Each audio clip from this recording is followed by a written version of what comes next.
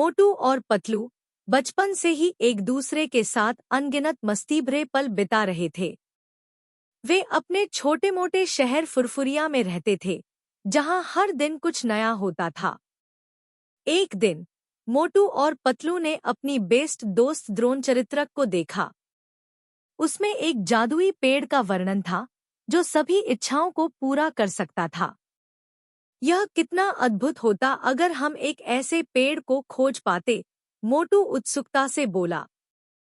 पतलू भी हंसते हुए जवाब दिया, हाँ, वाकई, हमें इसे खोजना चाहिए। दोनों ने तत्पश्चात निर्णय लिया कि वे उस जादुई पेड़ को ढूंढेंगे। और इसी खोज में उन्होंने एक घने जंगल में एक अद्भुत पेड़ को खोज लिया। जब वे पेड़ के पास पहुंचे तो उन्हें उसकी विशेषता के बारे में पता चला। यह पेड़ वास्तव में जादुई था। मोटू और पतलू उत्साहित हो गए और उन्होंने पेड़ के पास जाकर उससे अपनी इच्छाएं मांगने का निर्णय किया। पेड़ ने उनकी इच्छाएं पूरी की और वे खुशी खुशी अपने घर लौटे। कुछ दिनों बाद मोटू और पतलू को लगा कि उनके जीवन में कुछ अजीब सा हो रहा है। उनकी इच्छाएं भी बिना किसी काम अपने आप पूरी हो रही थी। वे खुद से पूछने लगे कि क्या यह सब जादुई पेड़ की वजह से हो रहा है। जब उन्होंने फिर से पेड़ के पास जाकर अपनी इच्छाएं मांगी तो पेड़ ने उन्हें एक चेतावनी दी।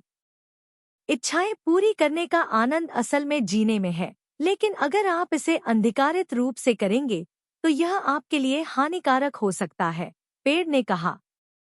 मोटू और पतलू ने उसकी बात मान ली और उन्होंने जादुई पेड़ के बारे में भूल जाने का निर्णय किया।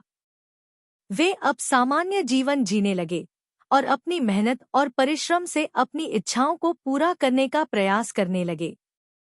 इस प्रकार मोटू और पतलू ने सीखा कि हकीकत में सफलता केवल जादुई शक्तियों से नहीं, बल्कि निरंतर प्रयास और मेहनत से मिलती है। जादुई पेड़ की शक्तियों के बारे में भूल जाने के बाद उन्होंने अपनी असली साहस और स्वाभाविक क्षमताओं का सही इस्तेमाल करके अपने जीवन को सफल बनाया। Like, comment, share and subscribe my channel for cartoon video.